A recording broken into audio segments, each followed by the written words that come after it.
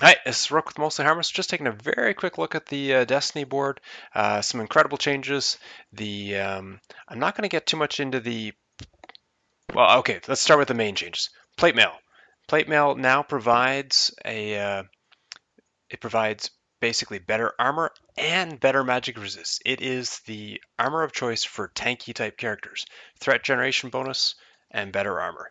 Hit points, energy, still the same on that, or if you use cloth. Cloth provides much worse armor, so that's less than half, fair bit less than half, and magical resistance is still slightly better on it than its physical resistance, but it's about 60% of what you would get on the plate mail. So keep that in mind. However, same hit point, same energy, that's the same as on the plate. Physical attack bonus plus 50%, magic attack bonus plus 50%. Everything basically, these are your damage dealers or your healers, healing cast bonus, CC duration, everything is increased that way. So these are your offensive guys. So if you want to be offensive, then that's what you want to use. If you're in doubt, then maybe leather's your thing. The armor and magic resist are about in the middle there. Not sure why I keep clicking on the T5 there. So let's click on the same similar stats. So 145, 145, same health. And then instead of 50% bonus to attack, you get plus 25%. So there are inherent bonuses with that. It also gets the plate mail's threat generation, but only plus 25%. Spells are really interesting, especially as you go up to higher levels here. Let's look more at this. Spells. Mend wounds. This is available on any chest piece, so cloth, leather, or plate. However, leather can give you fade out. It also gives you this neat trembling aura for slowing everybody down, or the enfeeble aura, which is a huge damage reduction by 60% of everybody around you in 7 meters for 5 seconds. So huge. Not a surprise that the leather gives you movement speed and authority. Respect my authority. It gives you an increase in CC duration. The cloth, let's again look a little bit higher level. Um, all the spells you'd expect. The blink is something you'd expect for mages or serious damage dealers to get out of trouble. And mend wounds, of course, we talked about. Ice block, again, pretty typical type spell for a caster type or a damage dealer, like Berserker with a sword. And then force field knocks all enemies around you away, dealing damage to them. So it's really neat sort of knockback, get out of dodge.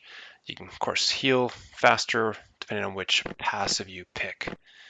And plate mail. These are the fun, tanky kind of skills. Look at that, of course. The Persevere. So you've charged in the middle of trouble, no problem. This removes the crowd control and other negative effects and applies a shield. Gives you a little bit of time to get away. Or if you'd rather if you trust your team, go in there and pull all enemies in closer to you so that their AoEs can do their thing, or root enemies around you for 4 seconds. So again, the really interesting combinations there. Options to increase your hit points even more. So the reflection didn't work very well in the last beta, so I don't expect it to be much improved because it doesn't reflect damage until after it's taken into account your armor. So if you're really tanky, it's reflecting things after being really tanky. We'll see if it's changed. Claymore totally changed. Really interesting now. That it's just more of a damage weapon.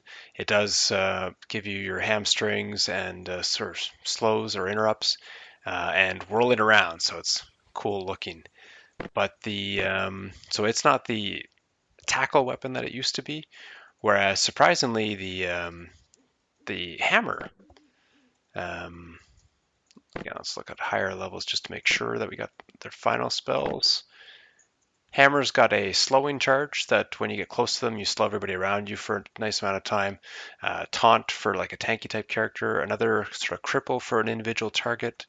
Um, and again, for more of a tank type character, it's got the Threatening Strike. Earth Shatter, though, stun everybody around you in an area.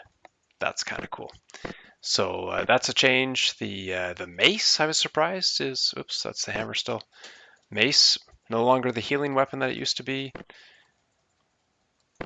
It's got defensive slam, so it's got some protective type stuff. It's also got a charge, so again, really good tanky type item where this increases the applies a shield and increases in power the more enemies are around you. So, or this goes in and charges and roots them.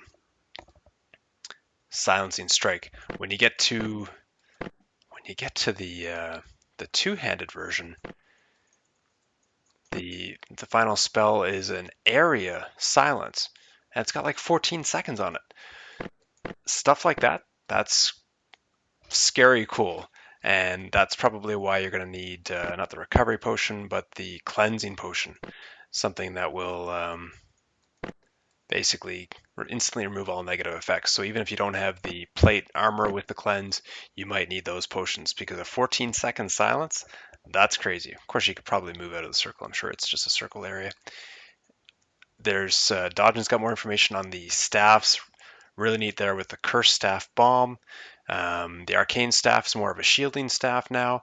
They've done away with all of the offhand stuff. They're reworking that. So trust these guys. They're working on things. It's going to be under development. The offhand stuff like the shield, torch, and tome are the only things there with no skills attached at the moment.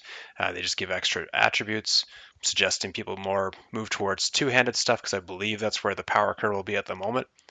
But it's in development, so try things out.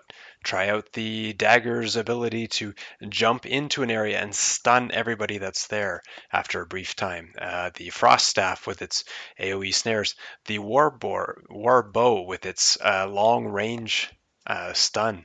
Again, good tackle items. The spear, which I believe leads to the pike, which then leads to harpoon, where you hit someone and pull that enemy towards you, range of 25 meters. That could be so much fun. The learning points, I think we discussed in another video that it's not too bad for learning the individual weapons and stuff, so it's pretty good that way. The crafting side could be a bit more, but you can always use the, I've been using a medium leather piece for just a little bit, a royal one that I got with sigils, and it is leveling this. It's not at the moment leveling up into this, so I have to figure out how that works. I'm about to try some other stuff. So anyways, just a brief overview, just some more internal training videos. Hope everyone's doing well. This is Roke with Mostly Harmless, and we'll see you out on the battlefield.